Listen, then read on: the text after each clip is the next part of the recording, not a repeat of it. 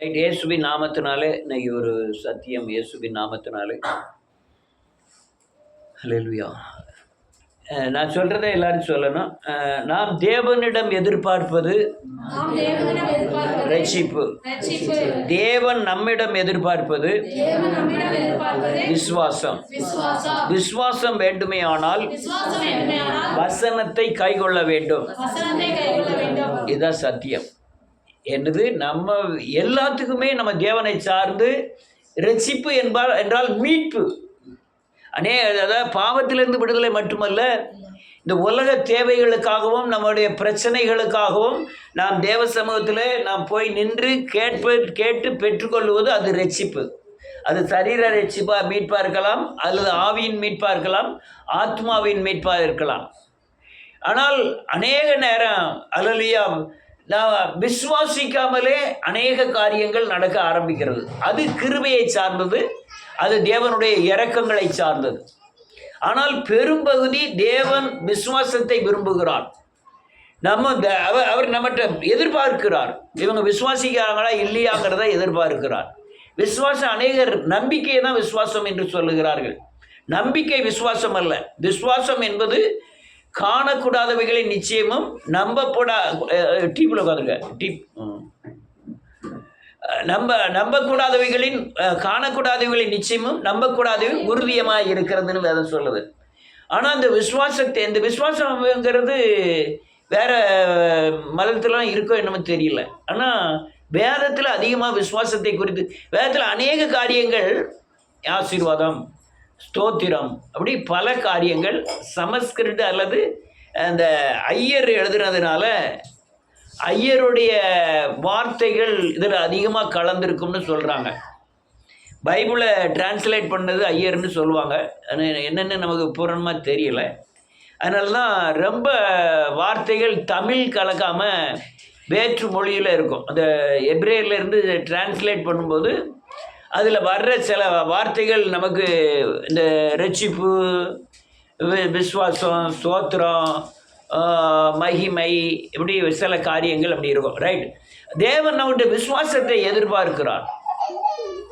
ஆனால் நாம் விசுவாசம் வருவதற்கு கனி தேவை. கனி வந்து ஆவியாகி ஆவி வரமாய் மாறி வரம் தான் விசுவாசத்தின் பூரணமாய் கிரியை செய்யும். ஆனால் நம்ம வச்சிருக்கிறது, நம்மகிட்ட இருக்கிறது பூராமே நம்பிக்கை. தேவன் தருவாருங்கிற ஒரு நம்பிக்கை. அந்த விசுவாசத்தில் நீங்கள் பலப்பட்டாதான் மலைகளை பெயர்க்கத்தக்கதான விசுவாசத்தை பெற முடியும். இன்னொரு காரியம், நீங்கள் மனம் திரும்பி பாவமன்னிப்பின் நிச்சயத்தை பெற்றாதான் விசுவாசத்தை பெற முடியும். அது போன வாரம் பார்த்தோம். எபிரேயர் 11வது அதிகாரம் 35வது வசனத்தில் பார்த்தோம். அல்லேலூயா. சிலர் அந்த மகாபெரிய மேன்மையான உயிர்த்தெழுதலை அடைய நாடாமல் அப்படின்னு எழுதியிருக்கோம். அதனால் எரியுண்டார்கள், குகையில் ஒளிந்தார்கள் அப்படின்லாம் எழுதியிருக்கோம். அவங்க பட்ட கஷ்டங்கள்லாம் அதுக்கு பின்னால் எழுதியிருக்கோம். ஆனால் நமக்கு விசேஷத்த நன்மை ஒன்று வச்சுருக்கா, சிலுவை மூலமாக தேவன் செய்து முடிச்சுட்டாருன்னு போன வாரம் பார்த்தோம். ஆனால் இந்த ரட்சிப்புங்கிறது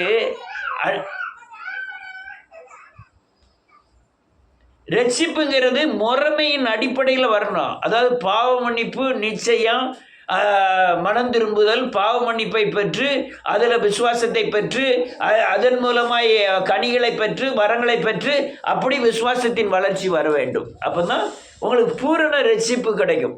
முழுமையான ரட்சிப்புக்குள் வர முடியும். மற்றதெல்லாம் உங்களுக்கு சில காரியங்கள் நடக்குன்னா அது கிருபையை பொறுத்தது, இரக்கங்களை பொறுத்தது. நன்றியோடு கூட துதிக்கிறேன்.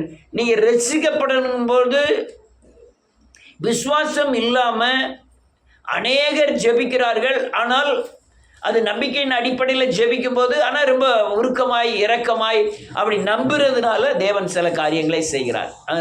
தாவீதுக்கும் சவுலுக்கும் பிரச்சனை வந்தது. ஆனால் சவுல் எப்பவும் பிரச்சனையை தீர்ப்பதற்கு தீர்க்கதரிசியாகிய சாமுவேலை நாடினான். ஆனால் தாவீதுக்கு பிரச்சனை வரும்போதெல்லாம் தீர்க்கதரிசியாகிய சாமுவேலை நாடாமல் தேவனை நாடினான். அல்லேலூயா. நீங்கள் சங்கீதம் புஸ்தகத்திலலாம் வாசித்து பார்த்தீங்கன்னா இந்த அநேக காரியங்களில் மீட்டெடுப்பதற்காக அவன் கரிசனை உள்ளவனாய் ஜெபம் பண்ண காரியங்களை தான் நான் இப்போ உங்களோடு கூட சொல்ல போகிறேன். வாசிப்போம். சங்கீதத்தின் புஸ்தகம் 7வது அதிகாரம். சங்கீதத்துல தான் ரொம்ப அவன் ஜெபம் பண்ணியிருக்கான் இயேசுவின் நாமத்தினாலே. 7வது அதிகாரம் 2வது வசனம், 1வது வசனம் 2வது வசனம்.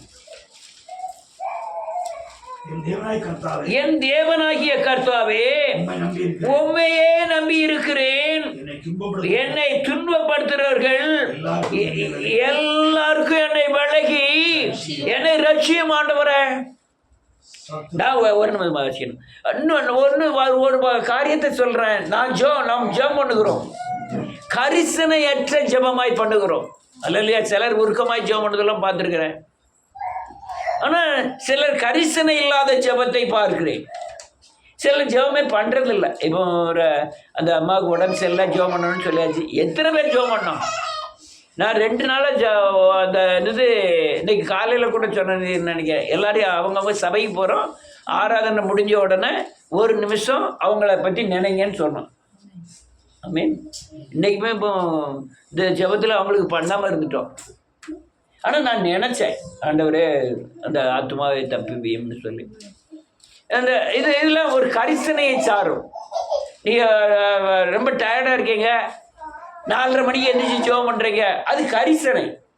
நம்ம எப்போனாலும் எந்திரிச்சு முழங்கால் போட்டு ஜெபம் பண்ணுறது வந்து கரிசனை கிடையாது. அது நேரம் கிடைக்கும் ஜெபம் பண்ணுறோம், அவ்வளோதான். சரி, ஒரு வேளை சாப்பிடாம இருந்து தேவனை நோக்கி வல்லமையாக ஜெபம் பண்ணுறோம், அது கரிசனை. சோரெல்லாம் பொங்கிட்டு ஒரு வாய் சாப்பிட்டுட்டு ஜெபம் பண்ணுவோம், அது கரிசனை கிடையாது. அது வந்து எப்படியோ பண்ணிட்டு இருக்கோம். அல்லேலூயா, அல்லேலூயா. அந்த தாவீது ஜெபம் பண்ணுறதை பாருங்க. 7வது அதிகாரம் 1 வசனத்தில், என் தேவனாகிய கர்த்தாவே, உம்மை நம்பி இருக்கிறேன். என்னை அநேகர் துன்பப்படுத்திக்கிட்டு என்னை நெருக்கிக்கிட்டு இருக்காங்க. அவர்களுக்கெல்லாம் என்னை விலக்கி என்னை மீட்டு கொள்ளும், என்னை ரட்சியும். அல்லேலூயா. நம்ம லேசாக ஒரு கல் தட்டினா அம்மாம்போம். அம்மே அம்மா அங்கே எங்கே இருந்து வந்துதாங்கண்ணே. ஆனால் இப்போ அவங்க கொஞ்சம் கல் தட்டுன்னா அம்மான்னு சொல்ல மாட்டான், எஸ்அப்பா. அல்லேலூயா. எஸ்வே அப்படிமா. அல்லேலூயா. எஸ்வே அப்படிமா. அதே போல் உங்கள் ஆத்மாவில், உங்கள் இருதயங்களிலே உங்களுக்குள்ளே இருக்கிற இயேசுவை விளக்கும்படியாய் மோதுகிற சக்திகளை நீங்கள் நீக்கும்படியாய் நீங்கள் அந்த இடத்துல இயேசுவை கூப்பிட வேண்டும். மனம் திரும்புதல் ஒரு பக்கம் இருக்கட்டும், உங்களை ரட்சிக்க கூடாதபடி, அல்லேலூயா, உங்களுக்கு ஞானத்திற்கு அப்பாற்பட்ட ஒரு சக்தி உங்கள் இருதயத்திலே பாவக்கலையை விதைக்கும் பொழுது அதை உணர்ந்து, தேவனே இயேசுவின் நாமத்தினால் அந்த பிசாசின் கிரியைகளை கடிந்து கொண்டு, தேவனே என்னை ரட்சியும் என்று சொல்லி ஜெபம் பண்ணணும். அப்போ தான் எல்லா காரியங்களையும் விடுதலை உண்டாகும். அல்லேலூயா. இந்த வெளிப்புறமான வேடிக்கையில் நான் உள்ள காரியங்களை இனிமேல் ஒவ்வொரு சத்தியங்களையும் நான் சேர்க்க வேண்டும் என்று நினைக்கிறேன். அல்லேலூயா. பூரண ரட்சிப்பு எப்போ உண்டாகுதுன்னா, நீங்கள் பாவக்கலை இல்லாமல் இருக்கும்போது. பூரண ரட்சிப்பு எப்போ உண்டாகுதுன்னா, ரட்சிப்பு வந்து பூரண ரட்சிப்பின் வஸ்திரம் எப்போ ரட்சிப்பு உண்டாகுதுன்னா, உங்களுக்குள்ள உங்களுக்கு தெரிஞ்சிருக்கிற பாவம் உங்களை ஆளும் பொழுது தான் பூரண ரட்சிப்பு வருவதில்லை. அதை கடிந்து கொள்வதற்கு அது நினைவில் வரும் பொழுது, உங்கள் யோசனையில் வரும்போது, உங்கள் சிந்தையில் வரும் பொழுது நீங்கள் அதை கடிந்து கொண்டு அதுக்கப்புறம் உங்கள் காரியத்துக்காக ரட்சியும் என்று சொல்லி ஜெபம் பண்ணலாம். அல்லேலூயா, அல்லேலூயா. ரட்சிப்பு ரொம்ப அவசியம். ஒரு சின்ன காரியமா தேவனை தேடி ரட்சிப்புக்காக ஜெபம் பண்ணுவது ரொம்ப அவசியம். ஆனால் மனம் திரும்பி ஜெபம் பண்ண வேண்டும். அல்லேலூயா. உங்க ரட்சிப்பு வேணுமா, மனம் திரும்பணும். மனம் திரும்பினாதான் ஜெபம். அடுத்த லைன் எழுதிருக்கு 2வது வசனம், சத்துரு சிங்கம் போல் என் ஆத்துமாவை பிடித்து கொண்டு போய் இல்லாமையால் அதை எதை பீறாதபடி, ஆத்துமாவை பீறாதபடி.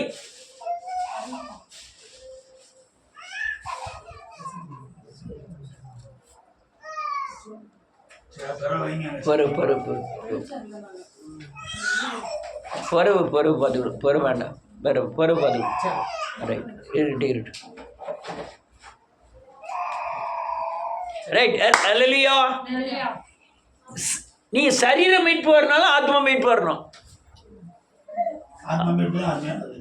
ஆத்மா மீட்பு வந்தால் தான் உங்களுக்கு சரீர மீட்புக்கு வரும். அல்லேலூயா. சிங்கம் எதை பிடிக்க பார்க்கறான்? ஆத்மாவை பிடிக்க பார்க்கறான். உங்க ஆத்மாவை நீங்க விட்டுட்டீங்கன்னா சரீரமும் பாதிக்கப்படும், ஆவியும் பாதிக்கப்படும்.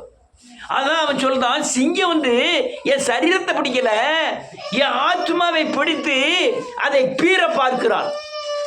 அதெல்லாம் அங்க தூக்கி அங்க வைங்க ஐயா. அல்லேலூயா. வேதம் தெளிவா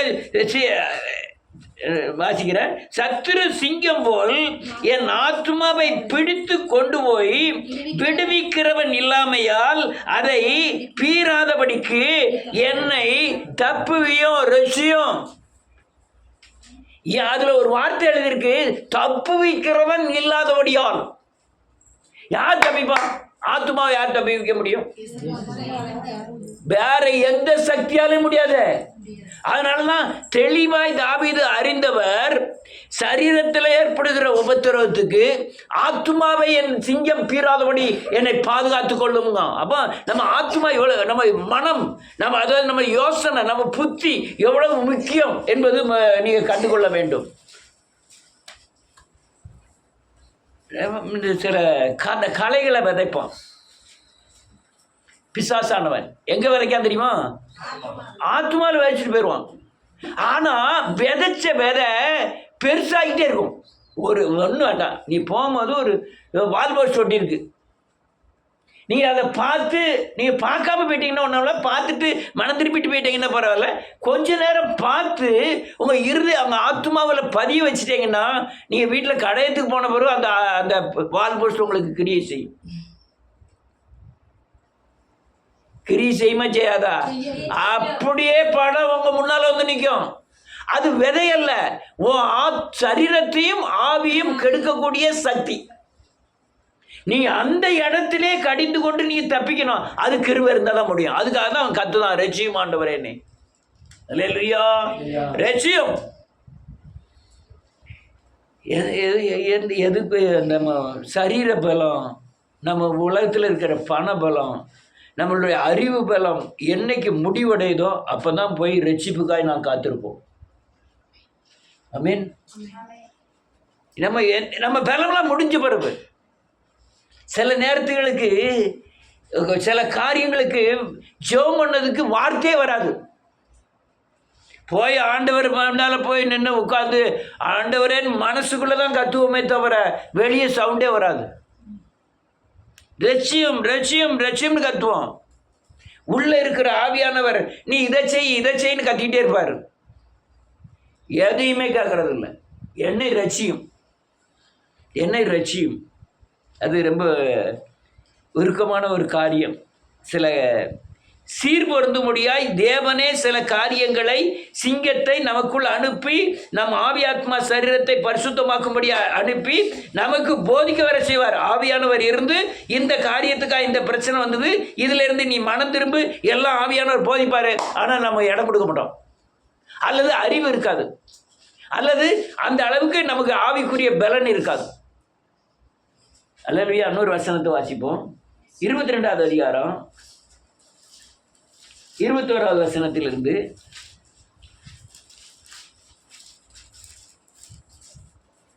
இந்த சிங்கத்தின் வாயில் இருந்து ரட்சியும் காண்டாமிருகத்து கொம்பில் இருக்கும்போது ஆமென் எனக்கு செவி கொடுத்தருள் நீர் உம்முடைய நாமத்தை என்றும் சகோதரருக்கு அறிவித்து சபை நடுவில் உம்மை துதிப்பேன். அவன் என்ன சொல்றான்? நான் சிங்கத்தில் வாயில இருக்கேன், என்னை ரட்சியும். ஆனா அன்னைக்கு காண்டாமிருகத்துக்கு கொம்புல இருந்தேன், அப்போ என்னை காப்பாத்தினீர் ஆண்டவரே. நான் அதை செஞ்சேன்னா சபை நடுவே உம்முடைய நாமத்தை நான் மகிமைப்படுத்துவேன். அல்லேலூயா. இதுக்கு அர்த்தம் என்ன? வேதம் தெளிவா, அன்னைக்கு என்னை காப்பாத்தினாரு, இன்னைக்கு காப்பாற்றுவேன். நீ காப்பாத்தினாரு, உம்ம நாமத்தை ரட்சிக்கப்பட்ட ஒரு மத்தியில உயர்த்துவேன். இதுக்கு அர்த்தம் அதான். அல்லேலூயா. அன்னைக்கு காப்பாத்தினாரு, இன்னைக்கு காப்பாற்றுவார்ல. அன்னைக்கு காண்டாமிருகத்தின் கொம்புல இருக்கும்போது காப்பாத்தினாரு, அன்னைக்கு பெரிய பிரச்சனைகள் இருக்கிறது விடுவித்தாரு. இந்த பிரச்சனை சாதாரண காரியம் தான், இதுல நீர் விடுவியும். நான் உம்முடைய நாமத்தை பிரசாவப்படுத்துவேன், உம்மை உயர்த்துவேன், உம்மை மகிமைப்படுத்துவேன். ரட்சியும் ஆண்டவரே. அல்லேலூயா. ரட்சிப்பு ரொம்ப அவசியம் இயேசுவின் நாமத்தினாலே. ஐயா, என்னைக்கோ பெற்ற ரட்சிப்பு அல்ல, என்னைக்கோ பெற்ற அபிஷேகம் அல்ல, என்னைக்கோ பெற்ற ஜெபம் அல்ல, என்னைக்கோ வாசிய வசனம் அல்ல. வாசனம் ஒவ்வொரு நாளும் அது புதுப்பிக்கப்பட்டவை. நீ போன வருஷம் தான் வாசிச்சிருக்கோம் ஐயா, மத்தேயு எழுதின சுவிசேஷத்தில். இன்னைக்கு வாசிக்கும் போது புதுசாக இருக்கு. இன்னும் ஒரு 10 வருஷம் கழிச்சு அது வாசிச்சாலும் அது புதுசாக தான் இருக்கும். அது என்னைக்குமே வருஷம் எத்தனை வருஷம் ஆனாலும் மாறாது. அல்லேலூயா. பல கோணத்தில் இந்த வசனங்கள் கிரியை செய்ய ஆரம்பிக்கும். நீங்க ஒரு எனக்கே பெரிய ஆச்சரியமா இருக்கும். இந்த வசனத்தை நம்ம எத்தனை மத்தேயுல எத்தனையோ 100 தடவை வாசிச்சிருப்பேன்.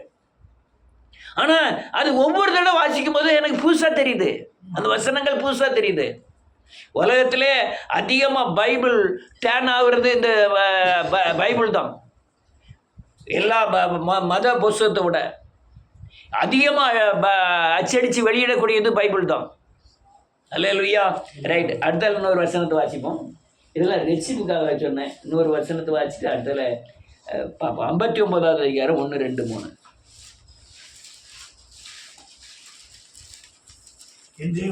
என் தேவனே, சத்துருக்களிடத்திலிருந்து என்னை தப்புவியும்,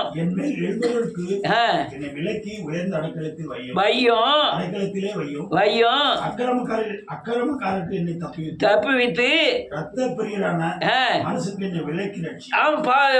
பவுலதான் சொல்றான், சவுலதான் சொல்றான். சவுல் தாவீதை கொல்லுவதற்காக ஏவலாட்கள் அனுப்பிய போது அல்தெஸ்தேகேத் என்னும் வாத்தியத்தில் வாசிக்க அவன் பாடி ராகத்தலைவனுக்கு ஒப்புவித்த மிக்தாம் என்னும் சங்கீதம். அதில் என்ன சொல்றான்? என் தேவனே, என் சத்துருக்களுக்கு என்னை தப்புவியும், என் மேல் எழும்புகிறவர்களுக்கு என்னை விலக்கி உயர்ந்த அடைக்கலத்தில் வையும், அக்கிரமக்காரருக்கு என்னை தப்புவித்து இரத்தப்பிரியரான மனுஷருக்கு என்னை விலக்கி ரட்சியும் ஆண்டவரே. ஜெபம் பண்ணிட்டே ஓடுறான் அவன். ஜெபம் பண்ணாம ஓடியாரான். அல்லேலூயா. எங்க போனாலும் ஜெபம் பண்றான். எங்க குகைக்குள்ள போனாலும் ஜெபம் பண்றான். வனாந்திரத்தில் போனாலும் ஜெபம் பண்றான். நீங்க இந்த பைபிள்ல இந்த சங்கீதம் பூரா வாசிச்சு பார்த்தீங்கன்னா தாவீதின் ஜெபங்கள் தான் அதிகம். பூரமே ஜெபம் தான். ரஜியம். ஆனா சவுல் என்ன போய் ஜெபம் பண்ணான்னு எழுதியிருக்கான். தாவீதை கொல்லுவதற்காக ஒரு 3 நாள் உபவாசம் இருந்து ஜெபம் பண்ணினான். அவன் ஜெபமே பண்ணல. ஜெபம் பண்ணாம கொல்லதுக்கு ஓடுதான். இவன் ஜெபம் பண்ணிக்கிட்டே இருக்கான். என்ன ஜெபம் பண்ணுதான்? ஆனா உலகத்தின் சக்தியின் ஆகிய மாம்சத்தின்படி உம்முடைய சத்தியத்துக்கு மீறி, உங்களுடைய வாயின் வார்த்தைக்கு மீறி நான் சவுலையோ என் மகன் அப்சலோமையோ நான் கொன்றக்கூடாது.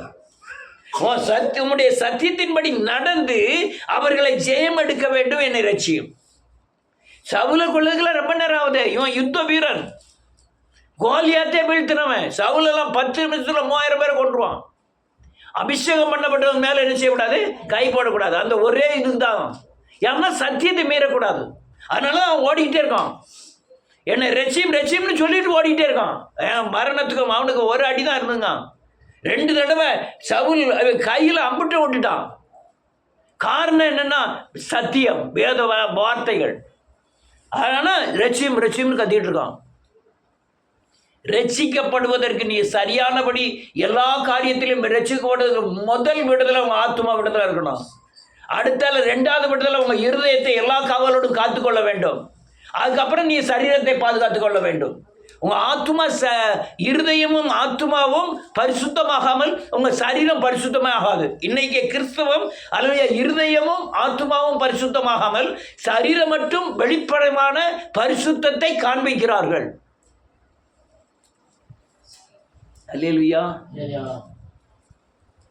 ஒரு இங்கே சொல்லக்கூடாது, வேண்டாம். ஒரு சகோதரி ஒரு பயங்கர தவறை என்கிட்ட வந்து சொன்னுச்சு. ஜீரணிக்க முடியாத தவறு. இவ்வளவுக்கும் அவங்க ஒரு பெரிய ஊழியங்கள்லாம் செய்கிறாங்க. எனக்கு அவங்களை கண்டவுடனே வருத்தமாகவும் இருந்தது, விலகி ஓடவும் தோணிந்தது. இதுக்கப்புறம் இந்த சகோதரிட்ட நான் பேசக்கூடாது அப்படிங்கிற முடிவுக்கு வந்தேன். அவங்களும் பார்ப்பாங்க, பார்த்துருப்பாங்க, பிரச்சனை இல்லை, வேண்டாம். இனிமேல் இந்த சகோதரிட்ட நான் பேசக்கூடாது. அல்லேலூயா. ஆண்டவர் அப்படி பாவிகள்லாம் சந்திச்சார, பாவிகள் என்ன அவர் என்ன சந்திச்சாரியா? எனக்கு வேண்டாயா. அல்லேலூயா, அல்லேலூயா. சரீர நீங்க ஆத்மா தானே நினைக்கிறீங்க. ஆத்மா விடுதலை ஆனதும் சரீரத்துக்கு விடுதலை ஆகும். ஆத்மா விடுதலை ஆகணும்னா சரீரம் விடுதலை ஆகாது. அல்லேலூயா. இந்த அல்லேலூயா மனுஷன் எதிர்பார்க்கறது பூரா, தேவனிடத்தில் எதிர்பார்க்கறது பூரா ரட்சிப்பு. என்னை எப்படியா காப்பாற்றிடும், என்னையை காப்பாற்றும், என் பிள்ளையை காப்பாற்றும், என் பேரனை காப்பாற்றும், என் பேத்தியை காப்பாற்றும், எல்லாத்தையும் காப்பாற்றும். ஆமென். ஆண்டவர்கிட்ட போய் பேதுரு கேட்குறார், எல்லாவற்றையும் விட்டு வந்தேனே, எனக்கு என்ன கிடைக்கும்? ஆண்டவர் பேதுருட்ட கேட்காரு, என்ன கேட்காரு? நான் எல்லாவற்றையும் விட்டு வந்து உனக்காக மறித்தேனே, வாண்டது எனக்கு என்ன கிடைக்கும்? கேட்பார கேட்க மாட்டேன். நான் சிங்காசனத்தில் இருப்பதை கொள்ளையாடின பொருளா எண்ணாதபடி மனுஷ ரூபம் எடுத்து பாவ சாயலாகி உன் பாவத்துக்காக உங்க தகப்ப உங்க பூட்டனார் செய்த பாவ சாபத்திற்காக கல்வாரி சிலுவையில் மறித்தனே, எனக்கு ஓன்ட்ட இருந்து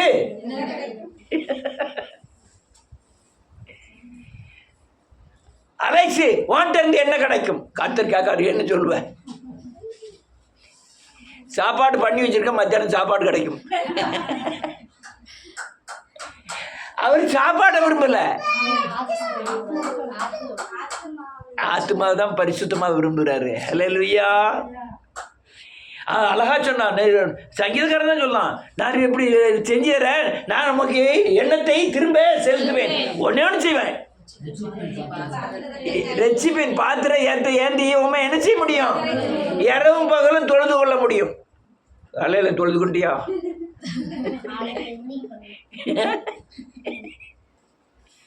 இது ஒண்ணுதான் செய்ய முடியும். திரும்ப உங்களுக்கு தேவன்ட்ட என்ன செலுத்த முடியும்? செலுத்த முடியாது. காணிக்கை கொடுத்து கர்த்தரை விலைக்கு வைக்கிறோமா? முடியாது. அல்லேலூயா. சரீரத்தினால மொட்டை போட்டுடலாமா? நகத்தை வெட்டியதுக்கு முடிய கொடுத்துடலாமா? மொட்டை போட்டு முடிய கொடுத்துடலாம். கிடாய வெட்டிடலாமா? அவன் ஒன்றும் விலைக்கு வாங்க முடியாது, ஒன்றும் அவருடைய திரும்ப செலுத்தவே முடியாது.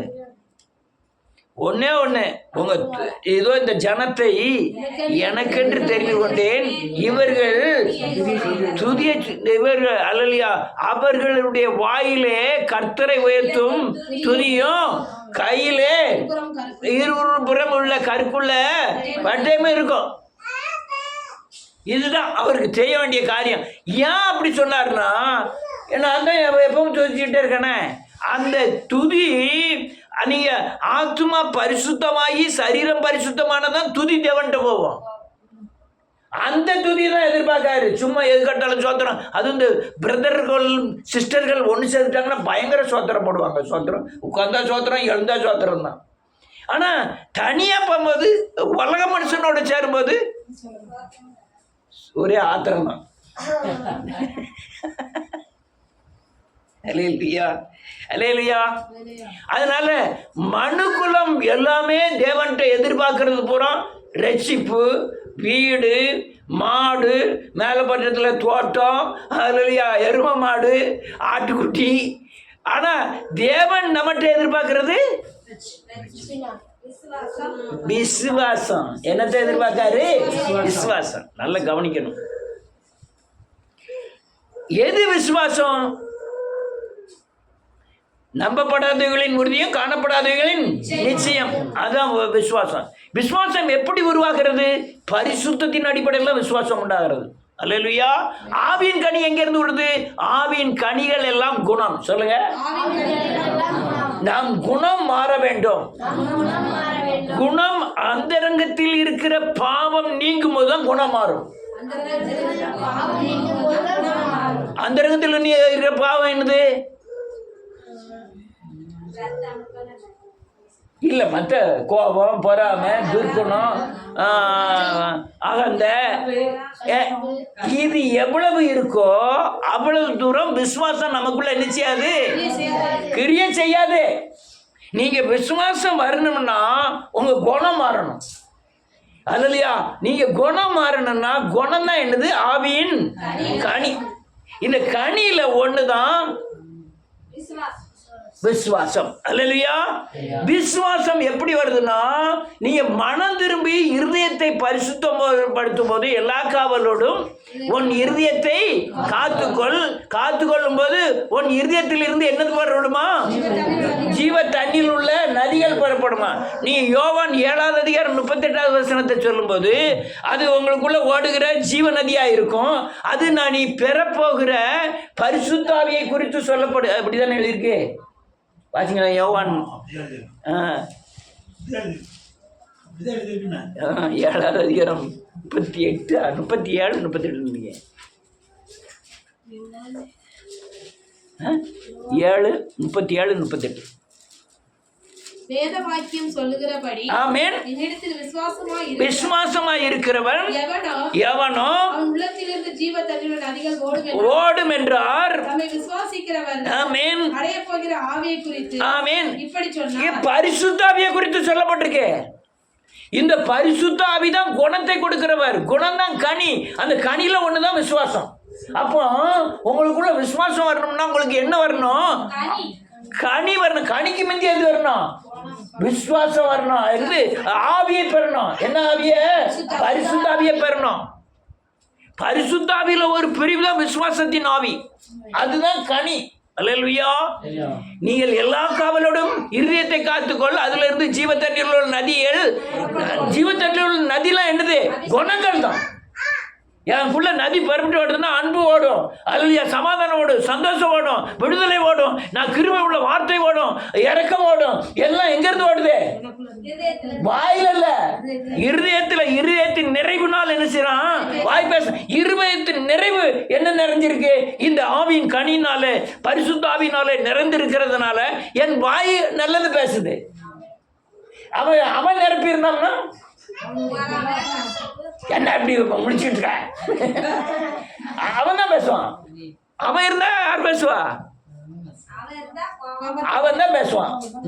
ஆண்டவர் இருந்தாருன்னா இப்ப ஆவியானவர் விசுவாசத்தின் ஆவி வந்து விசுவாசத்தின் கனி வந்துட்டு இப்ப வரத்தை செயல்படுத்துவார். என்னத்தை செயல்படுத்துவார்? என்ன வரம்? விசுவாச வரம். விசுவாச வரம் வந்துட்டுனா கறிக்கும் புளிக்கும் வயிற்று வலிக்கும் காய்ச்சலுக்குலாம் இது பண்ண மாட்டாரு. செங்கடல் பிளக்கணுங்கிற விசுவாசம், கோலியாத்தை வீழ்த்தணுங்கிற விசுவாசம், மரித்தோர் எழும்பணும்னு விசுவாசம், சிங்கத்தை அடைக்கக்கூடிய விசுவாசம், அல்லலியா அக்னியை அவிக்கக்கூடிய விசுவாசம்.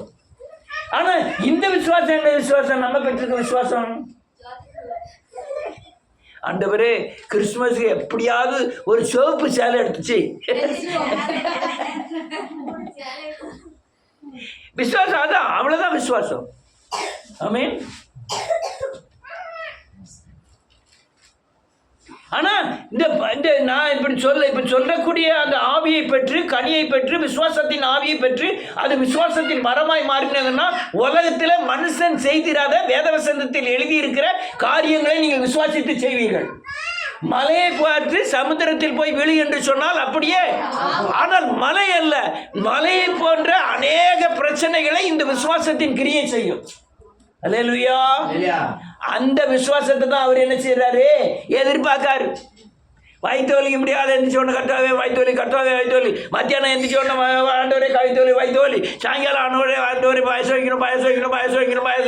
அடுத்த அப்படியே ஆண்டவனே கொத்த நாள் வேலைக்கு பண்ணுவோம். இது இல்லை. எது? ஆண்டவரே நான் மோடி முன்னால போய் நின்று தேவ சத்தியங்களை சொல்லுவேன். அல்லேலூயா. ஸ்டாலின் முன்னால போய் சத்தியத்தை சொல்லுவேன். நான் கிளுகிழுப்பு உண்டாக்குறதுக்காக சொல்லல.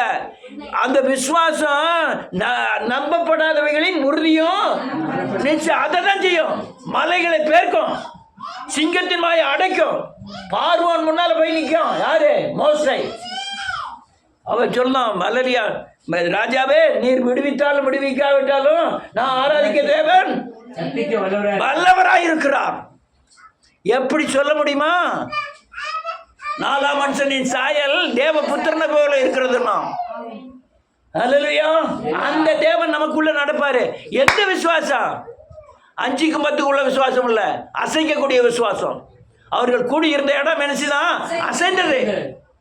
பேதுரு முதல் நாள் பேதுரு அந்த ஆண்டவருடைய சகோதரனாகிய யாக்கோப்பின் தலையை வெட்டிட்டான். யார் இது? நான் மறுநாளும் வெட்டணும். ஆனால் பேதுரு என்ன செஞ்சுக்கிட்டு இருக்காரு? நித்திரையில் இருக்காரு. வேட்டி கூட அவுந்துட்டு தெரியாமல் உடங்கிட்டு இருக்காரு. அல்ல, அது என்ன விசுவாசம்? என்ன விஷயம்? அழுதான். மனம் கசந்து பேதர் என்ன செய்தானா 3 தடவை சேகர் கூயிட்டுன்னு அழுதான். அதில் அந்த அழுகையில் என்ன அடங்கியிருக்கு தெரியுமா? ஆண்டவரே, நீர் இவ்வளவு என்ன கிட்ட அன்பா இருந்தாரு. நான் கடல்ல நடந்தவன், அல்லையா, எல்லாவற்றையும் விட்டு உங்களுக்கு பின்னால் வந்தவன். இந்த கல்லின் மேல் சபையை கட்டுவேன்னு சொன்னாரு. பாதாளத்தின் வாசல்கள் மேற்கொள்ள இல்லைன்னு சொன்னாரு. பல்லத்தூரில் சாவியை தருவேன்னாரு. உண்மை போய் நான் என்ன செஞ்சிட்டேன்? காட்டி கொடு. அந்த அழுகையில் அவ்வளோகான அடங்கியிருக்கு. அவ்வளவுதான் அடங்கியிருக்கு. அல்லேலூயா. அதுதான் விசுவாசம். அதே பேதுரு நின்று ஜெபமோட பிரசங்கம் பண்ணான். 5000 பேர் 7000 பேர் மத்தியில். ஊமையன் பேசுவான், முடவர்கள் நடப்பார்கள். முடவர்கள்னா இந்த காலத்து முடங்கள் இல்லை, ஆவிக்குரிய முடங்கள்லாம் நடக்கும். எழுப்புதல் வரப்போகுது. அதுதான் நம்மளுடைய விசுவாசம். அதுதான் அவர் யார் எதிர்பார்க்கா? ஆண்டவர் நம்மகிட்ட எதிர்பார்க்காரு. பாளையங்கோட்டையில் எழுப்புதல் வரப்போகுதுன்னு எத்தனை வருஷத்துக்கு முந்தி சொல்லியிருப்பேன். சொல்லலையா? சொல்லி வாய் வாங்கி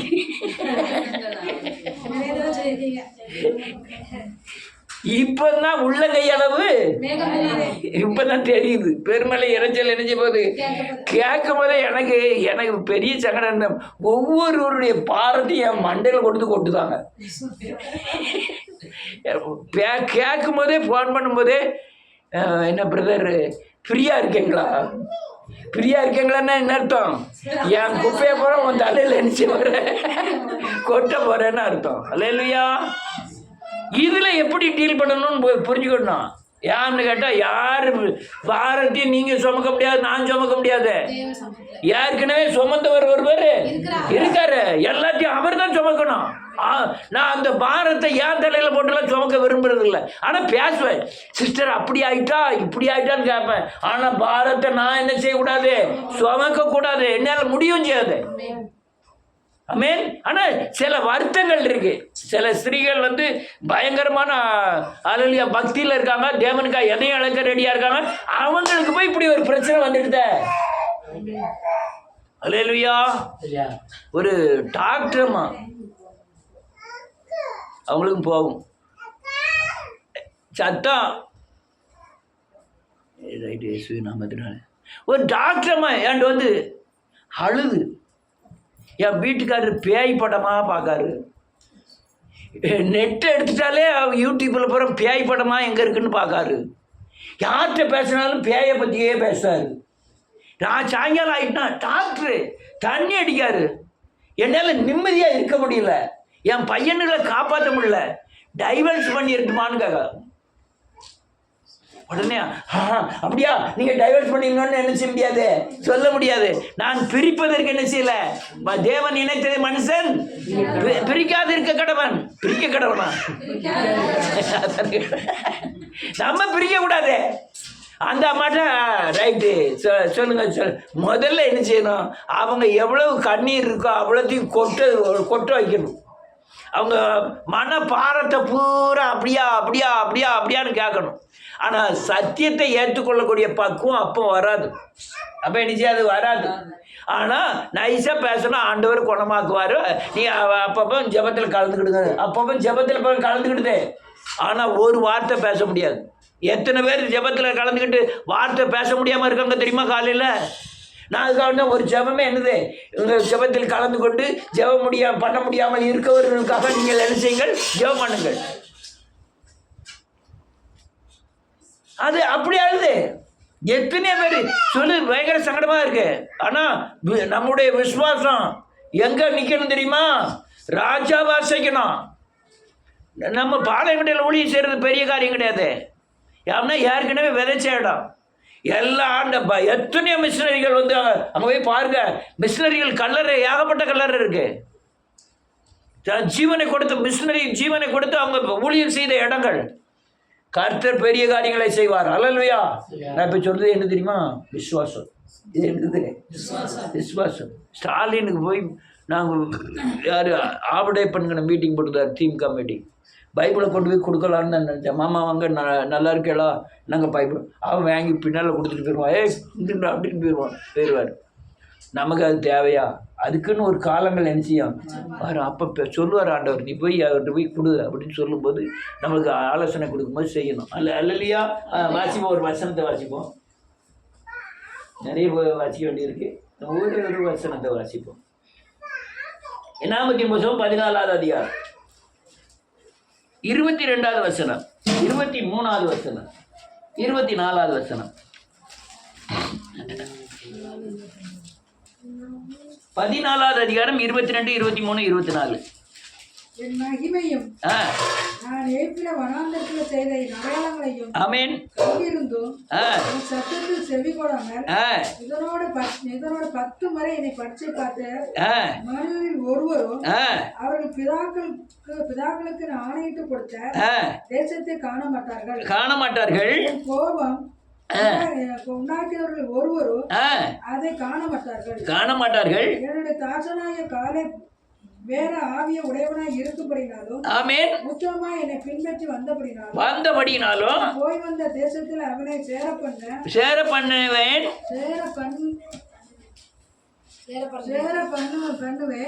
அவன் சந்ததியார் சொந்தத்துக் கொள்வார்கள். நல்ல காலுங்க. விசுவாசிக்கிறோம் மட்டும்தான் உள்ள போக முடியும். விசுவாசிக்கிறோம் மட்டும்தான் செய்ய முடியும். ஆனா நீங்க பார்க்கிற பார்வை விசுவாசத்துக்கு ஏற்றதா இருக்காது. அல்லேலூயா. கேட்கலா? முடிச்சிட்டேன். ஒரு நிமிஷம் கொஞ்சம் உருண்டு பரண்டு உட்காருதெல்லாம் தெரியுது, சீக்கிரம் முடிங்கன்னு சொல்லி. அல்லேலூயா. நல்ல காலுங்க. அல்லேலூயா. எல்லாம் பார்க்கிறதும் வித்தியாசமா தெரியும். ராட்சசர் இருக்கிறார்கள். அவங்க எங்க இருக்கா? அங்கே அமலேக்கியர்களை கண்டோம், அம்மோனியர்களை கண்டோம். அவங்க நம்மளுக்கெல்லாம் எதிரியா இருக்கிறார்கள். அப்படிதான் இருக்கும், எதிர்ப்பியா தான் இருக்கும். ஆனா விசுவாச வார்த்தையை சொன்ன 2 பேர் தான். அவங்க தான் போய் ஜெயிக்க முடியும். அந்த விசுவாசத்தான் எதிர்பார்க்கிறார் இந்த கடைசி நாட்கள்ல. எலியா பார்த்தா 3 வருஷமா மழை பெய்யலையா? அங்க போய் வேலைக்காரனை விட்டு பார்க்க சொல்லலாம். முதல்ல போய் பார்த்துட்டு வரான், அவன் ஒன்றும் இல்லைங்க. 2வது தடவை பார்த்துட்டு வரான், ஒன்றும் இல்லைங்க. 3வது தடவை பார்த்துட்டு வரான், ஒன்றும் இல்லைங்க. 7வது தடவை பார்த்துட்டு வரும்போது தான் சொல்லலாம் உள்ளங்கை அளவு. அந்த உள்ளங்கை அளவை விசுவாசிச்சு இவன் சொல்லலாம் மழை என்ன செய்ய போகுது, வரப்போகுது. ஆகப்ப அவன் யாரை என்ன செய்ய யாரையா ரதத்தை போட்டு முதல்ல கிளம்பு. ஆனா அங்க மழை மாதிரி இல்லை. அங்க தெரிஞ்சது என்னது? உள்ளங்கை தான். பெருமழை வரப்போகுதுங்க. அதுதான் என் விசுவாசம். அல்லேலூயா. ஆமா, மழை வந்துட்டு ஓட்டத்தில் பிடிக்கிறாங்க. அல்லேலூயா. 3 வருஷம் மழையை தேசத்துல பார்த்தது இல்லை. உள்ளங்கையோட மேகத்தை பார்த்தா சொல்லுதான் மழை வரப்போகுது, பயங்கரமான மழை இங்கேயும் வரப்போகுது. அல்லேலூயா. ராஜாக்களும் பிரபுக்களும். அதனால பல வருஷத்துக்கு முன்னே சொல்லியிருக்கேன், ராஜாக்களும் பிரபுக்களும் அதான் அங்கங்க அடப்பு. யாரு கார்ல ஏறிங்க டக்குன்னு வாசல் வந்து நினைக்கப்படாது, இறங்கிடப்படாது. அங்க கார்ல அங்க விட்டுட்டு தான், இல்ல ரயில் ரோட்டுக்கு அந்த சைடு விட்டுட்டு தான் மூக்க முடிச்சுட்டு விறுவிறுன்னு நடக்கணும். அல்லேலூயா. நடக்கும். தேவனை நம்பினா நடக்கும். ஆனா ராட்சசர்கள்லாம் தெரிவாரு, அவரெல்லாம் கண்ணுட்டு அடிச்சப்படாது. அதுக்கு பின்னால இருக்கிற தேவனை பார்க்கணும். ராட்சசர் விட பயங்கரமான தேவனை பார்க்கணும். எல்லாம் எதிர்ப்பா தான் இருக்கும், எல்லாம் நஷ்டமா தான் தெரியும். நீங்க எந்த கண்ணுட்டு என்ன செய்யப்படாது, எந்த கண்ணுட்டு பார்க்கணும்? அந்த ஆவிக்குரிய கண்டு பார்க்கணும். தேசத்தை அசைக்க தேவன் அல்லேலூயா பயங்கரமான விசுவாசத்தை கொடுப்பார். அல்லேலூயா. அதுதான் அந்த விசுவாசத்தை எதிர்பார்க்கிறார். ஆண்டவரே அரிசி போட்டிருக்கேன், சோறாயிரணும். இந்த விசுவாசம் சோறு ஆகுதான். ஆண்டவரே காய்ச்சல் போயிடணும். காய்ச்சல் நம்மளை விட்டு 3 நாள் இருக்கும். காய்ச்சல் என்ன செய்யணும்? அதுக்கெல்லாம் ஒரு பெரிய விசுவாசம். ஆனால் கரண்டை தொடுமான, ஆனால் கரண்ட் என்ன செய்யக்கூடாது. அப்படிதான் ஜெபம் பண்ணிட்டு கரண்ட் மேலே கை வச்சுடுவா மாட்டுக்கு. கரண்ட் மேலே கை வைப்பேன், கரண்ட் என்ன செய்யுது? அல்லேலூயா. அது விசுவாசம் இல்லை. கரண்ட் சாக்கு அடிக்கணும் செய்யும். ஆனா அல்லேலூயா குருடரும் சப்பானிகளும் நடப்பார்கள். சிறு பிள்ளை சிங்கத்தை நடத்தும். பாம்பின் வலையில சிறு பிள்ளை நிச்சயமா கையை விடும். சின்ன பையன் மிருகங்களை நடத்துவான்னு வேதம் சொல்றது. அதுதான் நடத்தக்கூடிய நேரம் தான் எழுப்புதல். அல்லேலூயா. இந்த விசுவாசத்தை தான் எதிர்பார்க்கிற கர்த்தர். அடுத்தால ஒரே ஒரு வசனத்தை சொல்லி முடிக்கிறேன். ரொம்ப வாசிக்கணும், இப்போ நேரம் இல்லை. யோவான் எழுதின சுவிசேஷம்.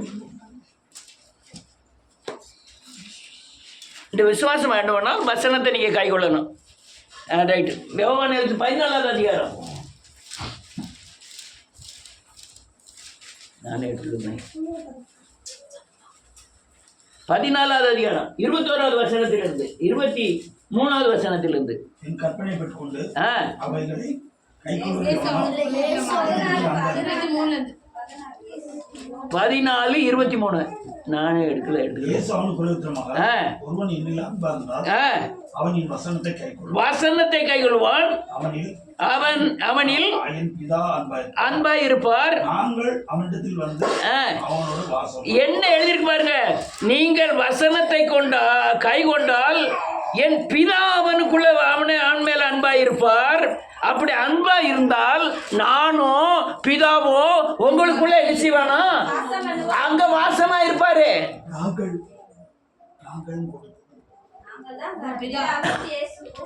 இயேசு 2 பேரும் என்ன செய்வாங்க? வாசமா இருப்பார்கள். அல்லேலூயா. எவ்வளவு பெரிய பலம் வசனம் கை கொண்டால். வசனத்துல பயங்கரமான ஒரு ஜீவன் இருக்கு. அநேகர் நம்புறது இல்லை. நீங்க வசனத்தை சொன்னாலே விடுதலை ஆயிடுவீங்க. அநேக காரியங்கள்ல விசுவாசிச்சு வசனம் உங்களை பாதுகாக்கும், அறிவை தரும், பாதைக்கு வெளிச்சமாய் மாறும், சிங்கத்தை விரட்டும். எந்த சிங்கத்தை விரட்டும்? அடுத்த வசனம். இராதவன் அதே வசனத்தை மாற்றி சொல்றாரு. 23வது அதிகாரத்தில் உள்ள வசனத்தை மாற்றி சொல்றாரு. நீ வசனத்தை கை கொண்டனா பிதா அன்பா இருப்பார். இங்க என்ன சொல்றாரு? நீங்க அன்பா இல்லைன்னா வசனங்களை என்ன செய்ய மாட்டீங்க? கை கொள்ள மாட்டீங்க.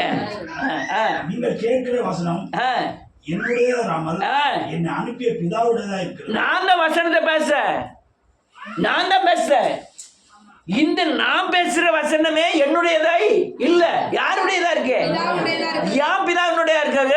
அந்த வசனத்தினால் தான் உலகம் பூரா படைச்சாரு கர்த்தர். அல்லேலூயா. வசனத்தினால் உலகத்தை என்ன செய்யறாரா? தாங்குகிறார். எபிரேயர்ல வாசி பாருங்க 1வது அதிகாரத்துல. வசனத்தினால உலகம் பூரா நடந்துகிட்டு இருக்கு. நடக்க போறது என்ன செய்யுது? வசனம் தான். நான் தப்பு பண்ணனாலும் சரியா இருந்தாலும் எல்லாம் நீதி செய்யறது எல்லாமே என்னது? வசனம். அல்லேலூயா. அடுத்தல நான் உங்களுடனே தங்கியிருக்கையில் உங்களுக்கு சொன்னேன். ஆமென். பரிசுத்த ஆவியாகிய ஆமென் உங்களுக்கு போதித்து உங்களுக்கு சொல்ல எல்லாத்தையும். இப்ப என்ன எழுதிருக்கு? வசனத்தை நான் அனுப்புனேன். வசனத்தை கை கொண்டனா உனக்குள்ள அன்பு இருக்கும். அன்பா இருக்கிற அந்த அன்பு நாங்க 2 பேரும் உனக்குள்ள இருக்கிறனா உங்களுக்குள்ள யாரெல்லாம் இருக்கா? இப்ப என்ன எழுதிருக்கு? நான் போயிட்டு பரிசுத்தாவிங்கிறதையும் உங்களுக்குள்ள இருக்கிறேன் அனுப்ப போறேன். அந்த அனுப்பின பரிசுத்தாவியானவர் வசனத்தை குறித்து உங்கள்கிட்ட என்ன செய்வாரு? டீட்டெயிலா விளக்குவார், நினைப்பூட்டுவார், உணர்த்துவார், கண்டிப்பார், போதிப்பார், 2 குடுப்பும் கொடுப்பார். அல்லேலூயா. சகல சத்தியத்துகளோடு நடத்துவார். நடத்தி உங்களை எதுக்கு நடத்தார்னா உங்களை ரட்சிப்பதற்கு உண்டான விசுவாசத்தில் பலப்படுத்தி காரியங்களை நடத்த. தேசத்தில் என்ன செய்ய வேண்டியிருக்கு? காரியங்களை நடத்த வேண்டியிருக்கு. சபை நடத்துகிற பெரிய காரியம் கிடையாது. உங்களை கொண்டு தேசத்தில் தேவன் பயன்படுத்தணும். கரைதிரையா அற்றவர்களா நிக்கணும்னா நீங்க தேசத்தை அசைக்கணும். ஆமென். அசைக்கணும். தேசத்தை அசைக்கணும். ராஜாக்களை அசைக்கணும். ஆமென். முதல்ல நம்மளை அசைக்கணும், நம்ம குடும்பத்தை அசைக்கணும், நம்ம கிராமத்தை அசைக்கணும், தேசத்தை அசைக்கணும். எத்தனை பேர் உங்களுக்குள்ள அசைச்சு இன்னும் அடுத்த 2வது வகுப்பு 3வது வகுப்புக்கெல்லாம் வரணும்? முதல்ல எங்க அசைக்கணும்? நமக்குள்ள அசைக்கணும். பிறகு குடும்பத்தை நம்ம அப்பா, தம்பி, அம்மா இவங்களெல்லாம் என்ன செய்யணும்? அசைக்கணும். பிறகு என்ன செய்யணும்? நம்ம குடும்பத்தை பூரா அசைக்கணும். அதுக்கப்புறம் நம்ம கிராமத்தை அசைக்கணும், தேசத்தை அசைக்கணும். அல்லேலூயா. அந்த விசுவாசத்தை தான் கர்த்தர் எதிர்பார்க்கிறார். இப்போ நான் முதல்ல இருந்து சொல்லி முடிக்கிறேன். நாம் தேவனிடத்தில் எதிர்பார்ப்பது நாம் தேவனிடத்தில் எதிர்பார்ப்பது ரட்சிப்பு. தேவன் நம்மிடத்தில் எதிர்பார்ப்பது விசுவாசம். விசுவாசம் வேண்டுமானால் தேவனை கைக்கொள்ள, வசனத்தை கைக்கொள்ள வேண்டும். வசனத்தை கைக்கொண்டால் தேவன் நம்மேல் அன்பாய் இருக்கிறார். பிதா குமாரன் பரிசுத்தாவி நமக்குள் இருந்து விசுவாசத்திலும் ரட்சிப்பிலும் நம்மை நடத்துவார். இதுதான் சத்தியம்.